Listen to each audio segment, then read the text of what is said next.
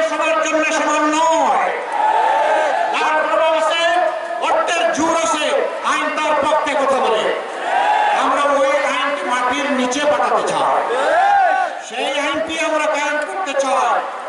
সাধারণ অপরাধে যদি একজন সাধারণ মানুষের কোন শাস্তি হয় বিদ্যমান আইনে, একই অপরাধ যদি করে থাকেন, বাংলাদেশের রাষ্ট্রপতি কিংবা প্রধানমন্ত্রী তাদেরকেও ছেড়ে কথা বলা হবে না। একইভাবে তাদেরকেও বিচারের আওতায় আনা হবে। সেই সুবিচারের বাংলাদেশ, আদল ইহসানের বাংলাদেশ আমরা করতে চাই। এই বাংলাদেশ আপনারা চান? আমরা সেই বাংলাদেশ করতে চাই যেখানে আইন সবার জন্য সমান। আমরা যুবকদের প্রত্যাশার বাংলাদেশ করতে চাই। আমরা মানবদের নিরাপদ বাংলাদেশ করতে চাই। আমরা শ্রমিকদের মর্যাদাপূর্ণ অধিকারের বাংলাদেশ করতে চাই। এখানে কোনো দখল বাণিজ্য চলে না, এখানে কোনো মামলা বাণিজ্য নাই, এখানে কোনো দুর্নীতি নাই, এখানে মায়েরা বোনেরা মেয়েরা শতভাগ নিরাপদ।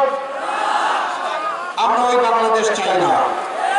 ও বাংলাদেশ আমার বাংলাদেশ হতে পারে না, যেখানে আমার মায়ের ইজ্জতের গ্যারান্টি নাই, যেখানে চাঁদাবাজিতে অতিষ্ঠ জনগণ, যেখানে দুর্নীতিতে ছেয়ে গেছে দেশ, যেখানে নিরীহ মানুষকে মামলা দিয়ে হয়রান করা হয়। এই বাংলাদেশ আমার বাংলাদেশ নয়। এই বাংলাদেশকে আমরা পাল্টে দিতে চাই। আমরা নতুন বাংলাদেশ চাই। বলবেন সেই বাংলাদেশ কি অন্য কোনো দেশে হবে নাকি? না, এই বাংলাদেশে থাকবে, শুধু তার শুধু চেহারা পাল্টে দেবে, মানচিত্র ঠিক থাকবে ইনশাআল্লাহ। সেই চেহারা পাল্টানোর দিন হচ্ছে আগামী 12 তারিখ।